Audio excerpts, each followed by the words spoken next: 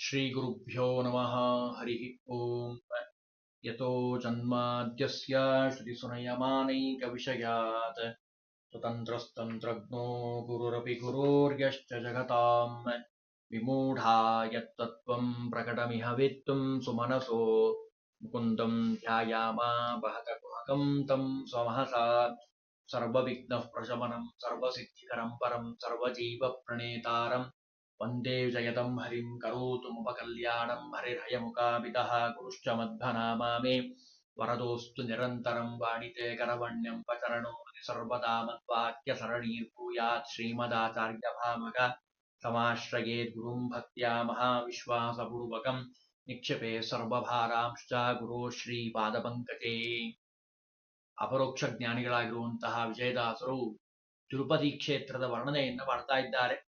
ಇವತ್ತು ವೆಂಕಟಗಿರಿಯ ಮಹಿಮೆಯಲ್ಲಿ ಸುಳಾದಿಯಲ್ಲಿ 6ನೇ ಸುಳಾದಿಯನ್ನ ನೋಡ್ತಾ ಇದ್ದೀವಿ.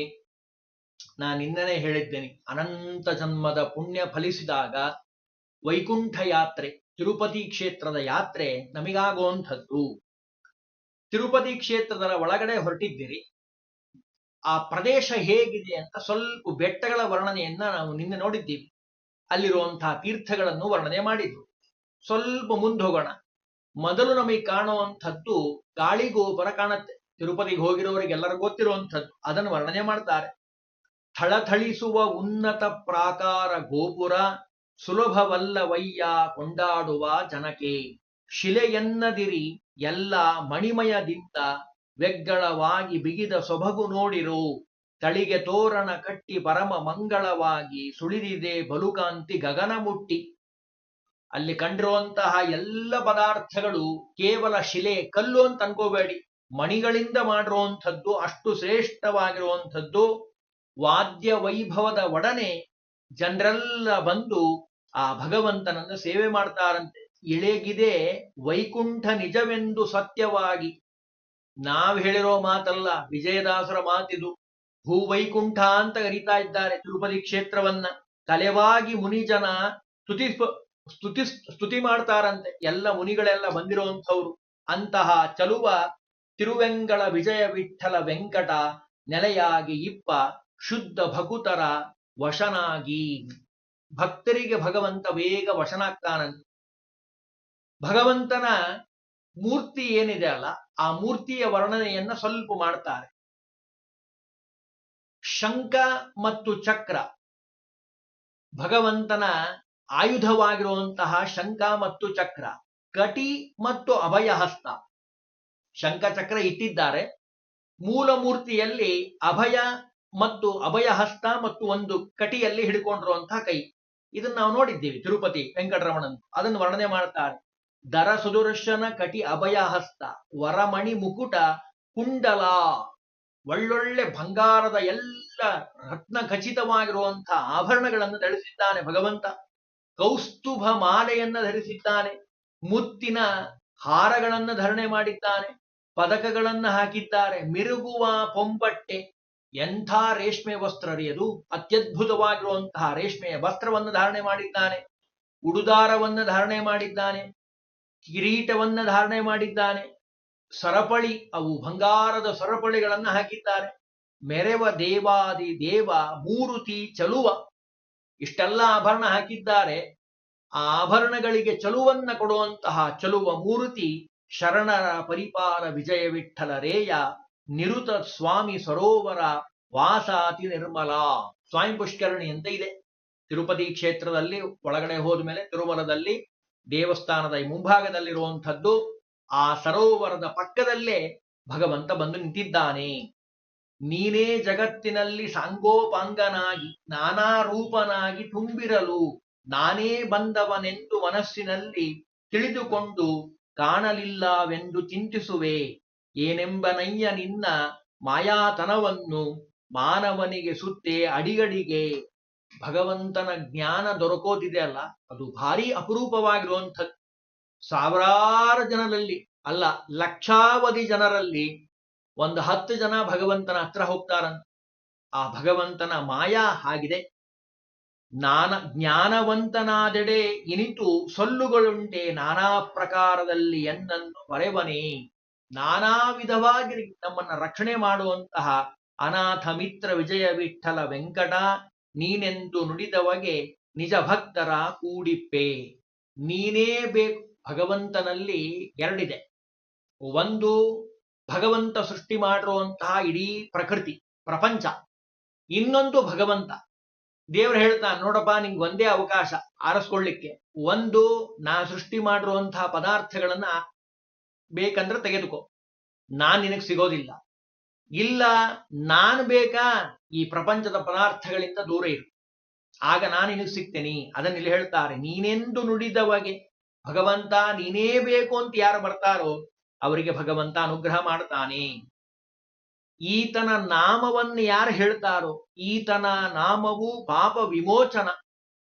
ವೆಂಕಟೇಶಾಯ ನಮಃ, ಶ್ರೀ ವೆಂಕಟೇಶಾಯ ನಮಃ ಅಂತ ಜಪ ಮಾಡ್ತಾರೆ. ಶ್ರೀನಿವಾಸ, ಹರೇ ಶ್ರೀನಿವಾಸ ಅಂತಾರೆ. ಈ ನಾಮವನ್ನ ಉಚ್ಚಾರ ಮಾಡಿದ್ರೆ ಸಾಕಂತೆ ಎಲ್ಲ ಪಾಪಗಳು ಪರಿಹಾರ. ಈತನ ನಾಮವು ನರಕ ಭಂಜನ. ಯಾರು ನರಕಕ್ಕೆ ಹೋಗೋರು ಸಹಿತ ಹೋಗೋದಿಲ್ಲ. ಯಾಕೆ? ಭಗವಂತನ ನಾಮಕ್ಕಷ್ಟು ಶಕ್ತಿ ಇದೆ. ಈತನ ನಾಮವು ಗತಿಗೆ ಸಾಧನವು, ಮೋಕ್ಷವನ್ನೇ ಕೊಡ್ತದೆ. ಈತನ ನಾಮವು ಸುಖಕ್ಕೆ ಹೊಂದಿಸುವುದು, ಎಲ್ಲಾ ಸುಖ ಇವನಿಗೆ ಸಿಗ್ತದಂತೆ. ಭೂತಳದೊಳಗೆಲ್ಲಿ ಈತನ ನಾಮಕ್ಕೆ ಸರಿಯೊಂದಾದರೆ ಇಲ್ಲ, ಯಾತಕ್ಕೆ ಸಂಶಯ ಪದ ತಿಳಿದವರಿಗೆ ಪಾತಕೀ ನಾನಾಗಿ ನೋಡಲಿಲ್ಲವೆಂದು ಈತರದಲ್ಲಿ ನಿತ್ಯ ಮೆರಗುವನು. ಈತನು ನಿನ್ನಾಧೀನನಾದ ಮೇಲೆ ಬಹಳ ಸುಂದರವಾಗಿ ಹೇಳ್ತಾರೆ ವಿಜಯದಾಸರು. ಖ್ಯಾತ ಮೂರುತಿ, ಖ್ಯಾತನಾಗಿರುವಂಥವ್ರು ಪ್ರಖ್ಯಾತ ಭಗವಂತ ವಿಜಯ ವಿಠಲ, ಪ್ರಖ್ಯಾತ ಮೂರುತಿ ತಿರುವೆಂಗಳೇಶ ರಂಗ. ತಿರುಪತಿಯಲ್ಲಿ ವಾಸ ಮಾಡುವಂತಹ ಭಗವಂತ ಅಂತ ಸ್ತೋತ್ರ ಮಾಡ್ತಾರೆ. ಮುಂದೆ ಹೇಳ್ತಾರೆ, ಅಮೃತ ಬೇಕಾದರೆ ನಿನ್ನಂಗ್ರಿ ನಮ್ಮದೇ ದೊರೆಯದು ಎಂದಿಗೂ. ಅಮೃತ ಕೊಡೋದು ಭಗವಂತನ ಒಂದು ವಿಶಿಷ್ಟತೆ, ಬೇರೆ ಯಾರು ಕೊಡ್ಲಿಕ್ಕೆ ಸಾಧ್ಯ ಇಲ್ಲ. ಆ ಅಮೃತವನ್ನ ಪಾನ ಮಾಡಿದ್ದಕ್ಕೆ ಎಲ್ಲ ದೇವತೆಗಳು ಅಮರರು ಅಂತ ಅನಿಸ್ಕೊಂಡಿದ್ದಾರೆ. ನಮ್ಮಯ್ಯ ನೀನು ಸಲಹಬೇಕು, ದುಮ್ಮಾನಗಳು ಕಳೆಗುತ್ತಾ. ನಮಗ್ ಬರುವಂತಹ ಅನೇಕ ಕಷ್ಟಗಳಿದ್ದಾವಲ್ಲ, ಅವೆಲ್ಲವನ್ನ ಪರಿಹಾರ ಮಾಡುವಂಥವನು ನೀನು ಮಾತ್ರ. ತಿಮ್ಮಯ್ಯ ಶ್ರೀ ವಿಜಯ ವಿಠಲ, ಬೊಮ್ಮಾದಿಗಳು ನಿನ್ನ ಅರಿಯರು. ಇದನ್ನ ಅಂಡರ್ಲೈನ್ ಮಾಡ್ಕೊಳ್ಬೇಕು. ಲಕ್ಷ್ಮೀದೇವಿಗೆ ತಿಳಿಲಿಕ್ಕೆ ಸಾಧ್ಯ ಆಗ್ತಾ ಇಲ್ಲ, ಇನ್ನು ಬ್ರಹ್ಮದೇವರು ಜೀವೋತ್ತಮರು, ಅವರಿಗೂ ಆಗಲ್ಲ. ಅಂದಮೇಲೆ ನಮ್ಮಂಥವ್ರ ಪಾಡೇನು? ಇಡೀ ಬ್ರಹ್ಮಾಂಡವನ್ನ ಸೃಷ್ಟಿ ಮಾಡುವಂತಹ ಬ್ರಹ್ಮಾದಿಗಳೇ ನಿನ್ನನ್ನ ತಿಳಿಲಿಕ್ಕೆ ಸಾಧ್ಯ ಇಲ್ಲ, ಅಂಥವನು ನೀನು ಅಂತ ಸ್ತೋತ್ರ ಮಾಡ್ತಾ ಇದ್ದಾರೆ. ಧರಗಿದೆ ವೈಕುಂಠವಾಗಿ. ನೋಡ್ರಿ ಮತ್ತೆ ಹೇಳ್ತಾರೆ ವಿಜಯದಾಸರು, ಜತೆಯಲ್ಲಿ ಇರುತ್ತೆ ಪೂರ್ಣ ಆ ಸುಳಾದಿಯ ಸಾರ. ಧರಗಿದೆ ವೈಕುಂಠವಾಗಿ. ಇಡೀ ಬ್ರಹ್ಮಾಂಡದಲ್ಲಿ, ಅದರಲ್ಲೂ ವಿಶೇಷವಾಗಿ ಭೂಮಂಡಲದಲ್ಲಿ ಇದೇ ವೈಕುಂಠ. ವೈಕುಂಠವಾಗಿ ಮೆರೆವ ಚನ್ನ ತಿರುಮಲೇಶ ಶ್ರೀ ವಿಜಯ ವಿಠಲನಿಪ್ಪ. ಇವನನ್ನೇ ವಿಜಯ ವಿಠಲ, ಇವನೇ ವೈಕುಂಠದಲ್ಲಿ ವಾಸ ಮಾಡುವಂಥವನು. ಮುಂದೆ ಹೇಳ್ತಾರೆ, ಮಿರುಗುವ ಉರಗಗಿರಿಯ ಶಿಖರವನ್ನು ಕಂಡೆನ, ಪರಮಧನ್ಯನಾದೆ ಗುರುಗಳ ಕರುಣದಿಂದ. ಮತ್ತೆ ವರ್ಣನೆ ಮಾಡ್ತಾರೆ ಆ ಬೆಟ್ಟದ ವರ್ಣನೆಯನ್ನ. ಮಿರುಗ್ತಾ ಇದೆ ಅಂತೆ. ಮಿರುಗೋದು ಅಂದ್ರೆ ಫಳ ಫಳ ಫಳ ಹೊಳೆಯೋದು, ಅಷ್ಟು ಸುಂದರವಾಗಿ ಹೊಳಿತಾ ಇದೆ. ಕಾರಣ ಉರಗಗಿರಿ, ಇದು ಶೇಷಾಚಲ ಅಂತ ಕರೀತಾರೆ ಇದಕ್ಕೆ. ಇದನ್ನು ನೋಡದೆ ಧನ್ಯನಾದೆ. ಎದರಿಂದ? ಗುರುಗಳ ಕರುಣದಿಂದ. ಇದನ್ನು ಅಂಡರ್ಲೈನ್ ಮಾಡ್ಕೊಳ್ಬೇಕು ಈ ಸಾಲನ್ನು. ನಮಗೇನೇ ಸುಖ ಆಗಬೇಕು ಅಂದ್ರೂ ಅದು ಗುರುಗಳ ಅನುಗ್ರಹದಿಂದ ಮಾತ್ರ. ಧರಣಿಯೊಳಗಿಲ್ಲೆ ಎದಕಣೆ ಸರಿಗಾಣಿ ನಾನಾ ಬಗೆ ಆರಿಸಿದರೂ ಸರ್ವಶ್ರುತಿಗಳಲ್ಲಿ ತಿಳಿದು. ಬೇಕಾದಷ್ಟು ಶ್ರುತಿಗಳನ್ನ ನೋಡಿದ್ದೇನೆ, ಪುರಾಣಗಳನ್ನ ನೋಡಿದ್ದೇನೆ, ಆದರೆ ಈ ಕ್ಷೇತ್ರಕ್ಕೆ ಸಮನಾದದ್ದು ಯಾವುದೂ ಇಲ್ಲಪ್ಪ. ಆರರೆ ಮತ್ತಾವನೋ ಈ ಯಾತ್ರೆಯ ಪುಣ್ಯ ಬರೆದು ಕಡೆಗಂಡು ಗುಣಿಸಲ್. ಇದಕ್ಕೆ ಎಷ್ಟು ಪುಣ್ಯ ಬರ್ತದೆ ಅಂತ ಹೇಳಿ ಗುಣಿಸ್ಲಿಕ್ಕೆ ಸಾಧ್ಯ ಇಲ್ಲಂತೆ. ವಿಜಯದಾಸರು ಮಾತು ನೋಡಿ, ಅಂದ್ರೆ ಅಷ್ಟು ಪುಣ್ಯ ಬರ್ತದೆ ಈ ಕ್ಷೇತ್ರವನ್ನ ಹೋಗೋಂಥವನ್ ನೋಡೋಂಥವನಿಗೆ. ತಿರುವೆಂಗಳಪ್ಪ ನಿಪ್ಪ ಕ್ಷೇತ್ರದ ಮಹಿಮೆಯನ್ನು, ಭಗವಂತ ಬಂದು ನೆಲೆಸಿರುವಂತಹ ಮಹಿಮೆ, ಅದನ್ನ ವರ್ಣನೆ ಮಾಡಲಿಕ್ಕೆ ಸಾಧ್ಯ ಇಲ್ಲ. ಯಾಕೆ ಅಂದ್ರೆ ಭಗವಂತ ಸಕಟುಂಬ ಸಪರಿವಾರವಾಗಿ ನೆಲೆಸಿದ್ದಾನೆ ತಿರುಪತಿ ಕ್ಷೇತ್ರದಲ್ಲಿ. ಅದನ್ನು ಮುಂದೆ ಹೇಳ್ತಾರೆ, ಇರಳು ಹಗಲು ವರ್ಣಿಸಲಿ ಸವೆಯದು. ಬೆಳಗ್ಗೆ ಒಂದ್ ದಿವಸ ಅಲ್ರಿ, ಒಂದ್ ತಾಸಲ್ಲ, ಹಗಲು ರಾತ್ರಿ ಹೇಳಿದ್ರೂ ಆ ಬೆಟ್ಟದ ಮಹಿಮೆಯನ್ನ ಪೂರ್ಣವಾಗಿ ಹೇಳಲಿಕ್ಕೆ ಸಾಧ್ಯ ಇಲ್ಲ. ಸುರರು ಮೊದಲಾದವರು ರೂಪಾಂತರವ ತಾಡಿ ಹರುಷ ಪಡುವರು ನೋಡಿ ಜ್ಞಾನಿಗಳು. ಇಲ್ಲೆಲ್ಲ ಆ ಬೆಟ್ಟದಲ್ಲಿ ಹೋಗೋರಿಗೆ ಗೊತ್ತಾಗತ್ತೆ. ನಾನಾ ವಿಧವಾದ ಮರಗಳಿದ್ದಾವೆ, ಪ್ರಾಣಿಗಳಿದ್ದಾವೆ, ಪಕ್ಷಿಗಳಿದ್ದಾವೆ. ಅವ್ರು ಯಾರು ಸಾಮಾನ್ಯರಲ್ಲ. ನಮ್ ಕಣ್ಣಿಗೆ ನಮ್ ಯೋಗ್ಯತೆನೇ ಅಷ್ಟಿರ್ತದೆ, ಹಾಗಾಗಿ ನಮ್ ಕಣ್ಣಿಗೆ ಕಲ್ಲು ಮುಳ್ಳು ಅವೇ ಕಾಣಿಸ್ತಾವೆ, ಪಕ್ಷಿಗಳು ಪ್ರಾಣಿಗಳು ಅವೇ ಕಾಣಿಸ್ತಾವೆ. ನಾವು ಪಕ್ಷಿ ಅಂತಾನೆ ನಾವು ಚಿಂತನೆ ಮಾಡ್ತೀವಿ. ಅಲ್ಲ, ನೋಡ್ರಿ ವಿಜಯದಾಸ್ ಹೇಳ್ತಾರೆ, ಹರುಷ ಪಡುವರು ನೋಡಿ ಜ್ಞಾನಿಗಳು ತರುಲತೆ ಖಗಮೃಗ ಜಲಚರಾದಿಗಳಾಗಿ ಚರಿಸುತ್ತಿಪ್ಪರು ಸಾಧನವ ಮಾಡುತ್ತಾ. ದೇವಾನುದೇವತೆಗಳೆಲ್ಲ ಇದ್ದಾರಲ್ಲ, ಅವರೆಲ್ಲ ಏನ್ ಮಾಡ್ತಾರೆ, ಪ್ರಾಣಿ ಪಕ್ಷಿ ಅಲ್ಲಿರುವಂತಹ ಬಳ್ಳಿಗಳು ಕಲ್ಲು ಮುಳ್ಳಾಗಿ ಜಲಚರಗಳಾಗಿ ಅಲ್ಲೇ ವಾಸ ಮಾಡ್ತಾ ಇರ್ತಾರಂತೆ, ಓಡಾಡ್ತಾ ಇರ್ತಾರಂತೆ. ಯಾಕೆ? ಸಾಧನೆ ಮಾಡುತ್ತಾ. ದುರ್ಳ ಜನಕ್ಕೆ ಇಲ್ಲನಂತ ಜನುಪಕ್ಕೆ ಕರ್ಣ ಶುದ್ಧಿ ಭಕ್ತಿ ಪುಟ್ಟದಯ್ಯ. 10 ಸತಿ ಹೋಗಿ ಬಂದ್ರು ಭಕ್ತಿ ದುರ್ಜನರಿಗೆ ಬರೋದಿಲ್ಲ. ಸುಮ್ಮನೆ ಹೋಗ್ತಾರೆ, ನೋಡ್ತಾರೆ, ಬಂದು ಬಿಡ್ತಾರೆ. ಆದರೆ ಭಕ್ತಿ ಬರಬೇಕು ಅಂದ್ರೆ ಅದು ಭಗವಂತನ ಅನುಗ್ರಹದಿಂದ. ಮರುಳೇ ದೊರೆತರೆ ಲೋಹದ ಮೇಲೆ ಹೇಮದ ಎರಕ ಹೊಯ್ದಂತೆ ನಿಂದಿರಿಸಲಾರ. ಎಷ್ಟು ಸುಂದರವಾಗಿ ಉದಾಹರಣೆ ಕೊಡ್ತಾರೆ ನೋಡಿ. ಕಬ್ಬಣದ ಆ ಒಂದು ಲೋಹ ಇದೆ, ಅದರ ಮೇಲೆ ಬಂಗಾರದ ನೀರು ಹಾಕಿದ್ರು ಒರಿಜಿನಲ್ ಆಗಿ ಯಾವ್ದದು? ಲೋಹ ಲೋಹವೇ, ಕಬ್ಬಿಣ ಕಬ್ಬಿಣವೇ. ನೀವೆಷ್ಟೇ ಪಾಲಿಶ್ ಮಾಡಿದ್ರು, ಎಷ್ಟೇ ವೇಷವನ್ನ ಹಾಕೊಂಡ್ರು, ಒರಿಜಿನಲ್ ಆಗಿರುವಂತಹ ಮೂಲ ಸ್ವರೂಪ ಒಂದಲ್ಲ ಒಂದ್ ದಿವಸ ಹೊರಗೆ ಬಂದೇ ಬರ್ತದೆ. ಮೋಸ ಮಾಡ್ಲಿಕ್ಕೆ ಸಾಧ್ಯ ಇಲ್ಲ. ಅದನ್ನಿಲ್ಲಿ ಹೇಳ್ತಾರೆ, ವರತತ್ವ ತಾರತಮ್ಯವ ತಿಳಿದು ಒಂದೇ ವಾರದೊಳಗೆ ಒಮ್ಮೆ ಶ್ರೀ ಗಿರಿಯರಸ ನೆನೆಸೆ. ಅಂದ್ರೆ ಭಗವಂತನನ್ನು ತಿಳಿಯೋದು ಹೇಗೆ? ತಾರತಮ್ಯದ ಕ್ರಮದಿಂದ ತಿಳಿಯಬೇಕು. ಆಚಾರ್ಯರು ನಮಗೆ ಬಹಳ ಸುಂದರವಾಗಿ ತಿಳಿಸ್ಕೊಟ್ಟಿದ್ದಾರೆ. ಶ್ರೀಮನ್ಮಧ್ವಮತೆ ಹರಿಪರತರಹ. ವ್ಯಾಸರಾಜರು ನವರತ್ನ ತತ್ವಗಳನ್ನು ತಿಳಿಸ್ಕೊಟ್ಟಿದ್ದಾರೆ.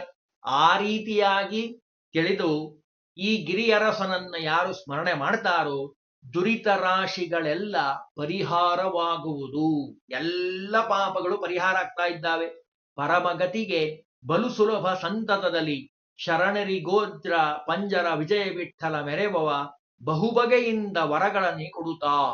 ನಾನಾ ವಿಧವಾದ ಆಭರಣಗಳನ್ನ ಹಾಕ್ತಾರೆ, ನಾನಾ ವಿಧವಾದ ಉತ್ಸವಗಳನ್ನ ಮಾಡ್ತಾರೆ, ಬ್ರಹ್ಮೋತ್ಸವ ಅಂತ ಮಾಡ್ತಾರೆ. 2 ಕಣ್ಣು ಸಾಕಾಗೋದಿಲ್ಲ ನೋಡ್ಲಿಕ್ಕೆ, ಅಷ್ಟು ಹೂವಿನ ಅಲಂಕಾರವನ್ನು ಮಾಡಿರ್ತಾರೆ. ಎಷ್ಟು ಎಲ್ಲೆಲ್ಲೆಲ್ಲೆಲ್ಲಿ ನೋಡಿದ್ರು ತಲೆನೇ ಕಾಣಿಸ್ತದೆ ನಿಮಗೆ. ಅಷ್ಟು ಭಕ್ತರು ಬಂದಿರ್ತಾರೆ. ಅಷ್ಟು ಆ ಭಕ್ತರಿಂದ ಸೇವೆಗೊಳ್ಳುವಂತಹ ಬ್ರಹ್ಮ ರುದ್ರಾದಿ ವಂದ್ಯನಾಗಿರುವಂಥವನು ಶ್ರೀನಿವಾಸ ವರ್ಣನೆ ಮಾಡ್ತಾ ಇದ್ದಾರೆ.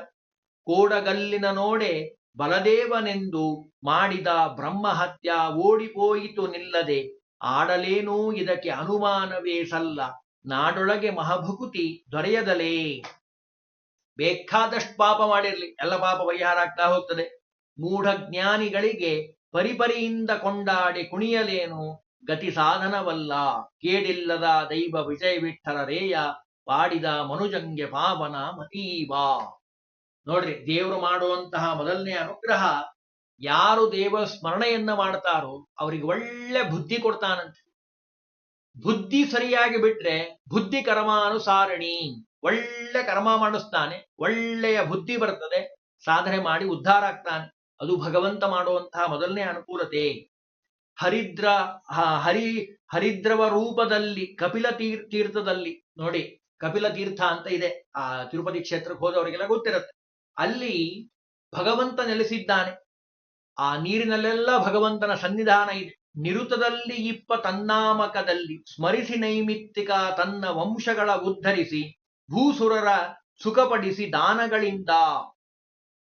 ಕಪಿಲ ತೀರ್ಥದಲ್ಲಿ ಶ್ರಾದ್ದಾದಿ ಕರ್ಮಗಳನ್ನ ಮಾಡಬೇಕು ಅಂತ ಶಾಸ್ತ್ರ ಹೇಳ್ತದೆ, ಖಂಡಿತವಾಗಿ ಮಾಡಬೇಕು. ಅದನ್ನಿಲ್ಲಿ ಹೇಳ್ತಾರೆ, ತನ್ನ ವಂಶಗಳ ಉದ್ಧರಿಸಿ. ಶ್ರೀನಿವಾಸ ಕಲ್ಯಾಣದ ಪ್ರಾರಂಭದಲ್ಲಿ ಮಾಧವ ಬ್ರಾಹ್ಮಣ ಮೃತ್ಪಿಂಡವನ್ನ, ಮಣ್ಣಿನಿಂದ ಪಿಂಡವನ್ನ ಮಾಡಿದ ಅಂತ ಬರ್ತದೆ. ಅದನ್ನಿಲ್ಲಿ ವಿಜಯದಾಸರು ಹೇಳ್ತಾರೆ ಬಹಳ ಸುಂದರವಾಗಿ. ಭಗವಂತನ ಸ್ಮರಣೆಯನ್ನ ಮಾಡ್ತಾ ಪ್ರದ್ಯುಮ್ನ, ಸಂಕರ್ಷಣ, ವಾಸುದೇವ ಪಿತೃಗಳಲ್ಲಿ 3 ರೂಪದಿಂದ ಇದ್ದು ಭಗವಂತ ಅನುಗ್ರಹ ಮಾಡ್ತಾನೆ. ಜನಾರ್ದನ ರೂಪಿ ಭಗವಂತ ಅದೇ ವೆಂಕಟರಮಣ, ಬೇರೆ ಯಾರೂ ಅಲ್ಲ. ಭೂಸುರರ ಸುಖಪಡಿಸಿ ದಾನಗಳಿಂದ ಅಲ್ಲಿ ಬಂದಿರುವಂತಹ ಎಲ್ಲ ಜ್ಞಾನಿಗಳಿಗೆ ಯಥೇಚ್ಛವಾಗಿ ದಾನ ಕೊಡಬೇಕಂತ ಎಲ್ಲ ಪಿತೃಗಳು ಉದ್ಧಾರ ಆಗಿ ಗುರು ಹಿರಿಯರ ಸಹಿತ ಗಿರಿಯ ಪ್ರಾದೇಶಕ್ಕೆ ತೆರಳಿ ನಿಂದು ಸೌಪಾನದೆಡೆಯಲ್ಲಿ, ಅಂದ್ರೆ ಪ್ರಾರಂಭದಲ್ಲಿ ಅಲಿಪೇರು ಅಂತ ಕರೀತಾರೆ ಸಾಮಾನ್ಯವಾಗಿ. ಅಲ್ಲಿ ಹೋಗಿ ನಿಂತುಕೊಂಡುಕೊಳ್ಳೆ ಮಾಡಬೇಕಾಗದ್ದೇನಪ್ಪಾ ಅಂತ ಕೇಳಿದ್ರೆ, ವರಸಾಲಿಗ್ರಾಮವನ್ನು ಮುಂಭಾಗದಲ್ಲಿ ಇಟ್ಟು ನೋಡಿ. ನಾವು ಹೋಗ್ತೀವಿ ತಿರುಪತಿ ಯಾತ್ರೆಗೆ, ಹೆಂಗ್ ಹೋಗಬೇಕು ಅಂತ ತೋರಿಸ್ತಾ ಇದ್ದಾರೆ ವಿಜಯದಾಸರು ಬಹಳ ಸುಂದರವಾಗಿ. ಸಾಲಿಗ್ರಾಮವನ್ನಿಡಬೇಕಂತೆ. ಯಾಕೆ? ಇಡೀ ಬೆಟ್ಟವೇ ಸಾಲಿಗ್ರಾಮ. ಆ ಸಾಲಿಗ್ರಾಮದ ಮುಂದೆ ಕೈ ಮುಗಿದು ಸಾಷ್ಟಾಂಗ ನಮಸ್ಕಾರವನ್ನು ಭರದಿಂದ ಮಾಡಿ ಕುಳಿತು ಉತ್ತಮವಾದ ಹರಿಕತೆಯನ್ನು ಕೇಳಿ ತತ್ವಗಳನ್ನು ಅನುಸರಿಸಿ ಪರಮ ಭಾಗವತರಿಂದ ಗಾಯನವಲಾಲಿಸಿ ಕರೆದು ಸಜ್ಜನರ ಸಂಗಡ ಕುಣಿದು ಬರುತ್ತಾ 100 ಪಾವಟಿಗೆಯಲ್ಲಿ ದೇವ ತೆರದಿ ಮಾಡುತ್ತಾ ತಡವಾಗದಂತೆ ನರಸಿಂಹಮೂರ್ತಿಯ ದರ್ಶನವನ ಮಾಡಿ ಆಮೇಲೆ ಸುದರ್ಶನ ತೀರ್ಥದಲ್ಲಿ ಮಿಂದು ಸ್ತುತಿಸಿ ನಿಂದು ಕರೆತಳ ಶಬ್ದದಲ್ಲಿ ಹೋಯೆಂದು ನಲಿದಾಡೆ ಸಿರಿವಂತರ ಅರಸ ನಿರ್ಮಲ ವಿಜಯ ವಿಠಲ ಪರದೈವವೆಂದು ಪೊಗಳಿ ಹಿಗ್ಗಲಿಬೇಕು. ನೋಡಿ, ತಿರುಪತಿ ಹೋಗಿರೋರಿಗೆ ಗೊತ್ತಾಗತ್ತೆ. ಅದನ್ನೇ ಇಲ್ಲಿ ಬಿಡಿಸಿ ಹೇಳ್ತಾ ಇದ್ದಾರೆ ವಿಜಯದಾಸರು. ಅಲಿಪೇರಿಗೆ ಹೋಗಿರ್ತೀರಿ, ಹೋದಂತಹ ಸಂದರ್ಭದಲ್ಲಿ ಪ್ರಾರಂಭದಲ್ಲಿ ಆ ಬ್ರಾಹ್ಮಣ ನಮಸ್ಕಾರ ಮಾಡಿರುವಂತಹ ಮೂರ್ತಿ ಇದೆ.